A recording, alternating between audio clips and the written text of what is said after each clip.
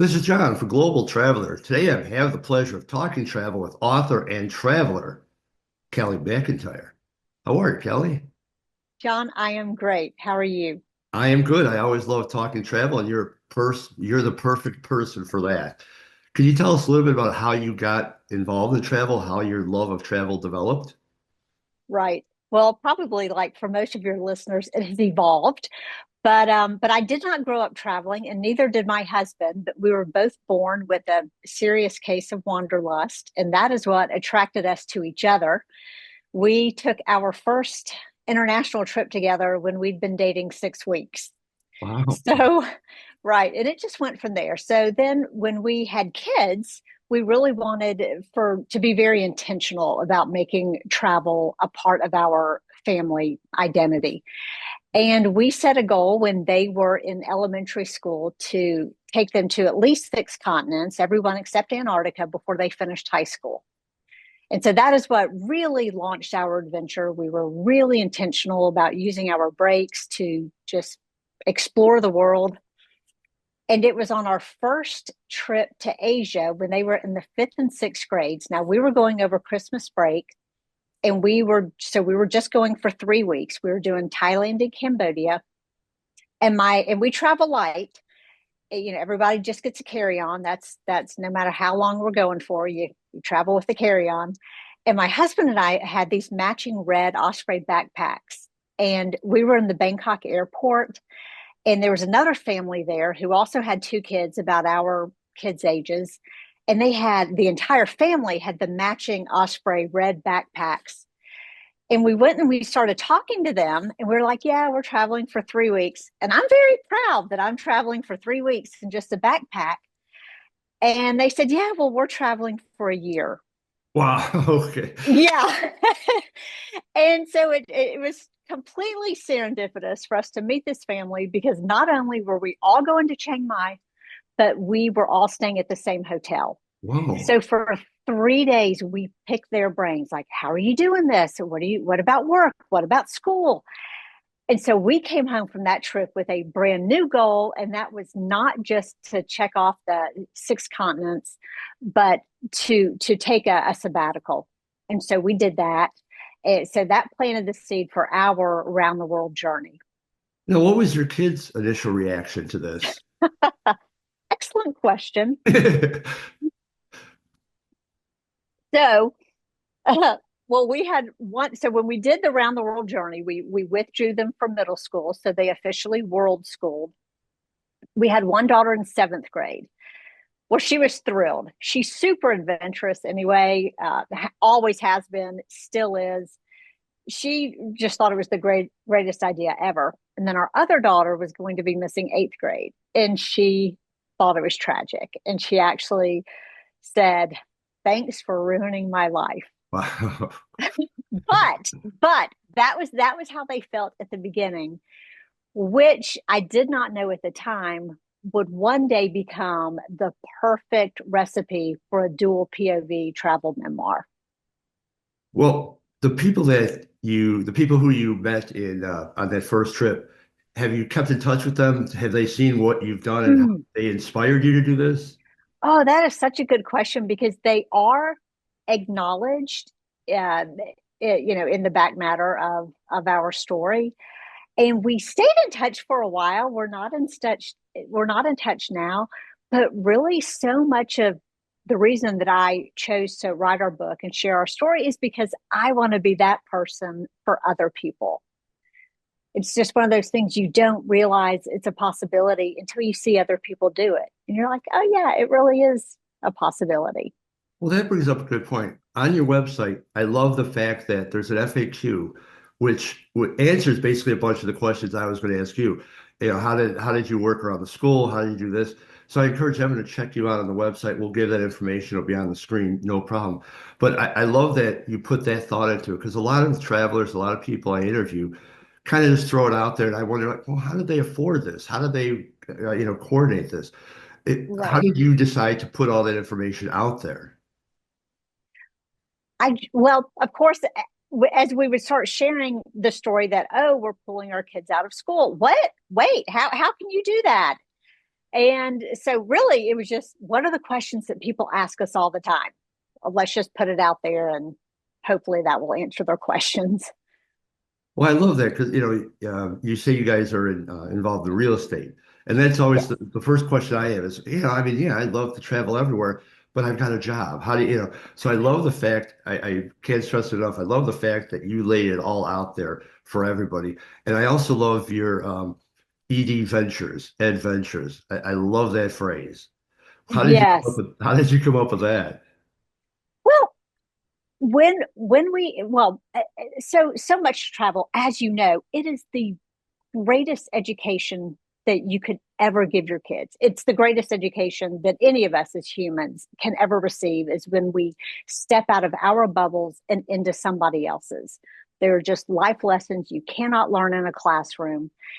And so I think that's just so much of it is that when we travel, it really is an educational experience. And we always look for ways to, we're not just checking off the tourist attractions. It's truly about learning about the cultures that we're visiting, what the customs are, what the history is, because that's the richest way to travel is to learn those things before you go, but also while you're there. Now, looking back, have your children, do they have a different opinion of everything that their adventures?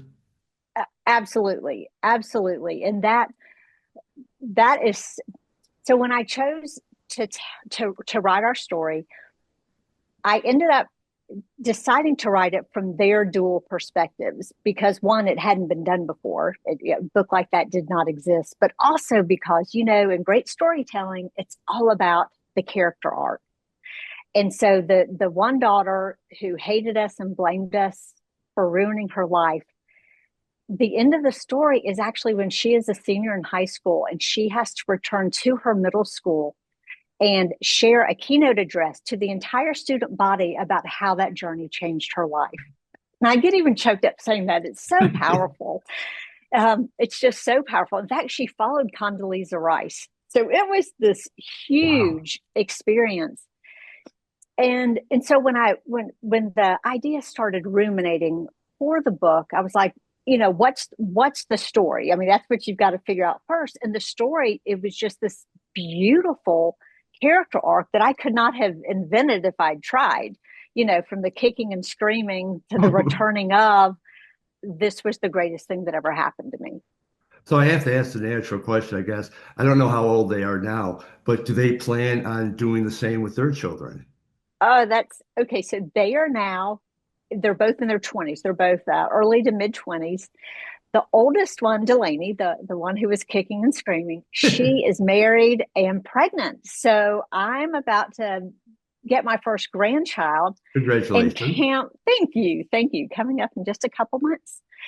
But I can't wait for introducing the next generation for us to have three-generation travel. And then the younger one is engaged to be married, and so it's a big year. We've got a grandbaby coming in May and a Wow. wedding in August. And now we're not four worn passports. Well, with the additions of the sons-in-law and then a baby, will be seven worn passports. Wow. Wow. So tell us a little bit about your books. Well,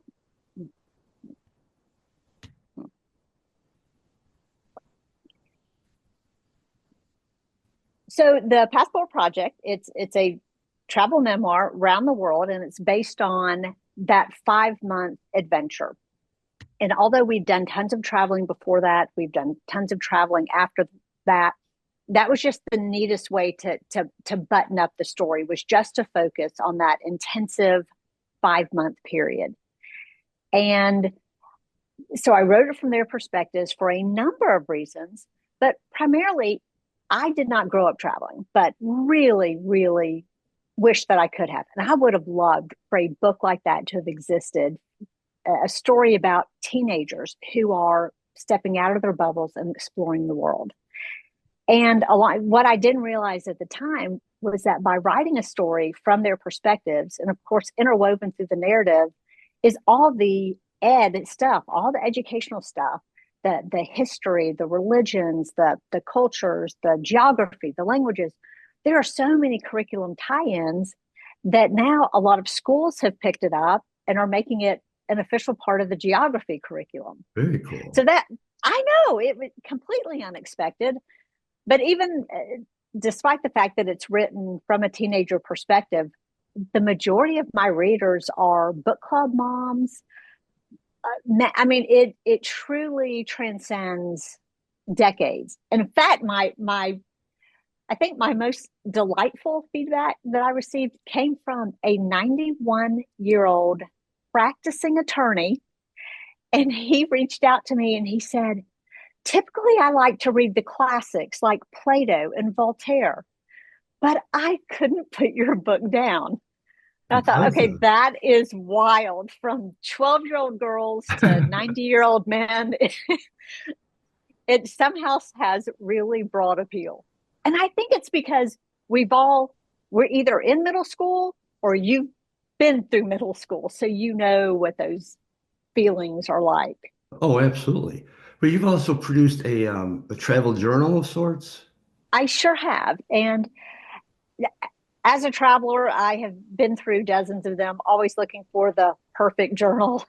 And I couldn't find it. So I created what for me was the perfect journal for anyone who travels extensively. It's a has an individual page for every the 195 official countries of the world. And then there are extra pages for special territories and others, but just a way to preserve those memories. Do you take souvenirs from every place you go, or are pictures enough?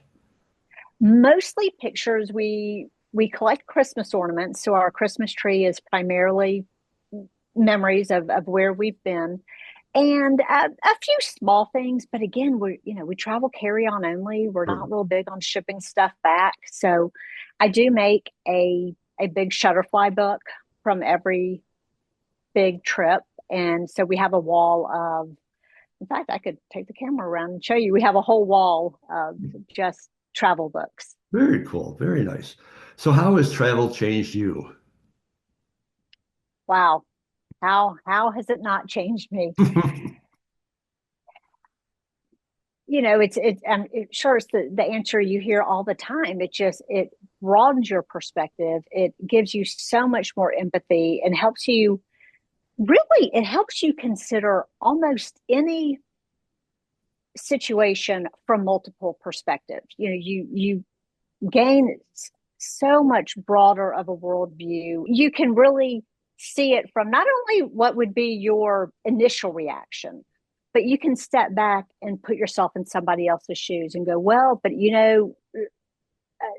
these people have this situation going on and this is their perspective. And I just think it just builds empathy and just helps you to be more open-minded. Makes perfect sense. Let me ask you the flip side. How have you changed travel? Ooh, oh, well, I hope what I want to be is to inspire, really, to maybe more than that, to challenge parents to make travel a priority, because we live in a society where parents will invest everything into making sure their kids are in the best schools with the best tutors, and you've got parents getting private coaches for their 5-year olds, and then those same parents who are so intentional about everything else, you'll ask about travel and then they'll say, oh, we're going to wait till the kids are older and then we're going to travel. And you're like, no, no, no, no. The greatest gift you could give your kids is the gift of travel. And so, and that is the takeaway. That's funny from the parents who read our story. That is their takeaway is, oh my goodness, as a parent, when you're in the trenches of raising kids, you feel like they're going to be around forever. You think, oh my goodness, this train's never going to end. But then it does, and you look back and you're like, oh my gosh, I wasted so many opportunities.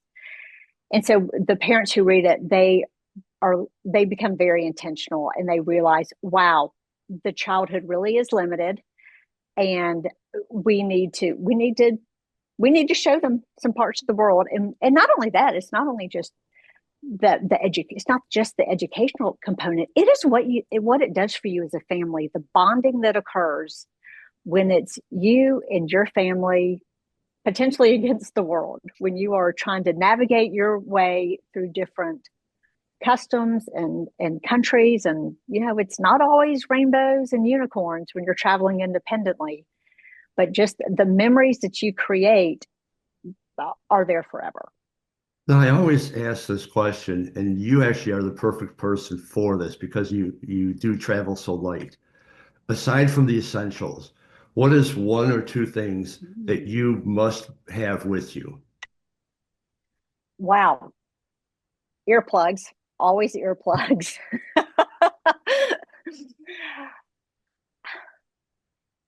and and a well-stocked first aid kit. Those are the Very with practical. just I like that. yeah, yeah. Well, when you're carry on only, there's not much room for fluff. It is. No, absolutely. What is next for you? We are going to Japan in October, and this is a trip that we have booked and canceled twice due to COVID. We were supposed to Mm, be there in March of 2020. Oh my goodness. Oh, so that was, so of course we had to cancel that. And then, do you know what mistake fares are? The no. airline mistake. Oh, Yeah, yeah. yeah, mistake Yeah. fare. In 2021, we got a mistake fare from Birmingham to Tokyo for $387. Nice. Well, right. But then Japan never opened up. So we didn't get to use it. It was Oh, like the most epic airfare oh, of our lives. And that is one way that we afford to travel is we